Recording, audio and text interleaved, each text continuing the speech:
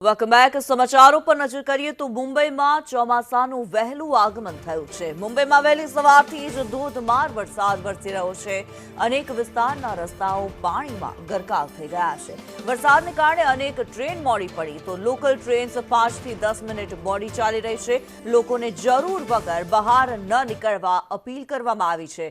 મુંબઈ સહિત મહારાષ્ટ્રમાં ભારે વરસાદનું એલર્ટ આપવામાં આવ્યું છે, ત્યારે દાદર, માહિમ, પરેલ, બાંદ્રામાં ભારે વરસાદ વરસ્યો। अलग अलग સ્થળો પર ગાજવીજ સાથે વરસાદ વરસ્યો છે।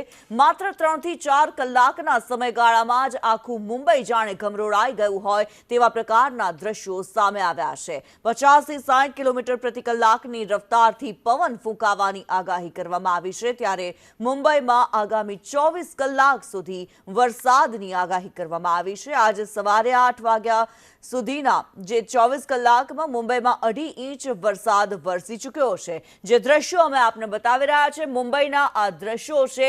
મહારાષ્ટ્રમાં ચોમાસાનું આગમન થઈ ચૂક્યું છે। મહારાષ્ટ્રમાં મોન્સૂનની જે સિઝન છે તેનો પ્રારંભ થઈ ચૂક્યો છે। મુંબઈમાં વરસાદનો 50 વર્ષનો રેકોર્ડ તૂટે તેવી સંભાવનાઓ જોવામાં આવી રહી છે। વરસાદનું એલર્ટ આપવામાં આવ્યું છે, આગાહી કરવામાં આવી છે। આગામી 24 કલાક સુધી ભારે વરસાદ વરસી શકે છે।